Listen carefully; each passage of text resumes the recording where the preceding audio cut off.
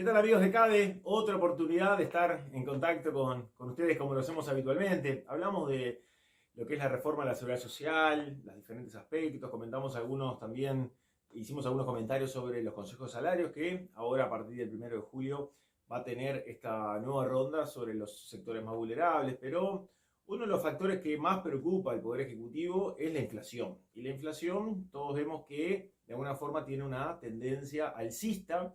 Estamos todos los meses esperando lo que va a ser la evolución del precio de los combustibles, que eso de alguna forma genera y retroalimenta un mayor aumento de los índices de inflación, ¿no? ¿Verdad? Porque encarece los costos de producción.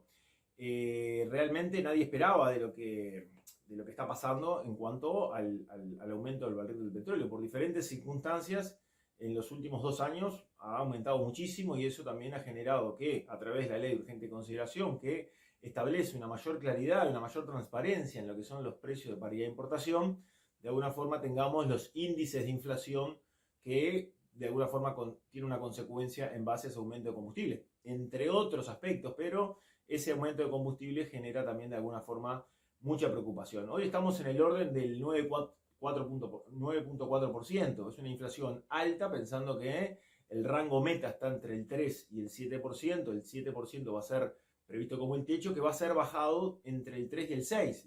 La intención a partir de septiembre es que el Banco Central reduzca las expectativas de inflación y llegue a un rango meta entre 3 y 6%. ¿Por qué de alguna forma modifican los rangos metas? Porque se busca que la gente tenga visualizada una inflación más baja y eso también genera de que el ciudadano no se asusta tanto, por llamarlo de alguna forma, con los precios, los aumentos de precios. Piensen un poco en Argentina. En Argentina hay un subconsciente de que la inflación aumenta y eso genera más aumento. Estamos hablando que en Argentina se piensa que va a llegar en la inflación anualizada a 3 dígitos. O sea, estamos superando la barrera de los 99%. Estábamos en un 60% anualizado hace muy poco.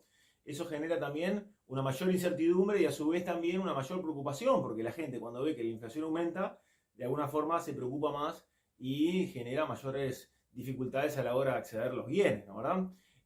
También, por supuesto, la Argentina tiene el gran problema que es la emisión de dinero, ¿no? ¿Verdad? Que eso también de alguna forma genera mucha inflación y que el Fondo Monetario Internacional restringe la emisión de dinero que le había llevado más o menos al 0,5% de lo que es el Producto Bruto Interno Argentino.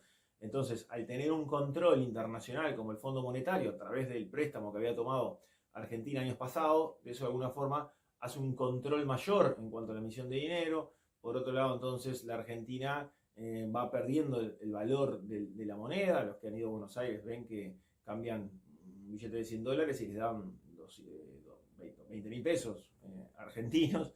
Y entonces eso de alguna forma, esa sensación de inflación, como pasa también en Venezuela, como pasa en algunos países africanos, en Libia, ¿no? ¿Verdad? Entonces los altos índices de inflación generan también mucha preocupación en la gente. Nosotros de alguna forma estamos esperando lo que va a ser la rendición de cuentas.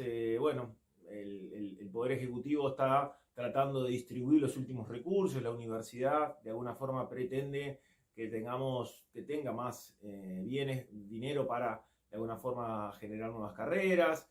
El impacto de la guerra preocupa. ¿Hasta cuándo? ¿Hasta cuándo va a seguir la guerra? Era algo que se pensaba que se iba a terminar en un muy corto plazo, que las mesas de negociación establecidas entre los diferentes actores iba a dar resultado, pero hoy la guerra sigue de alguna forma establecida y los controles tanto de la harina como del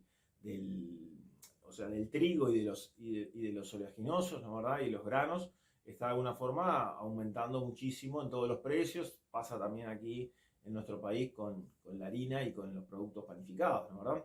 La caída del dólar, fíjense que en lo que va del año ya la caída del dólar representa un 10,4% y de alguna forma eso también genera en los diferentes mercados, tanto interno como externo, una preocupación, porque eso de alguna forma tiene un acompasamiento internacional, como es la evolución del dólar en los diferentes países y la apreciación con las diferentes monedas.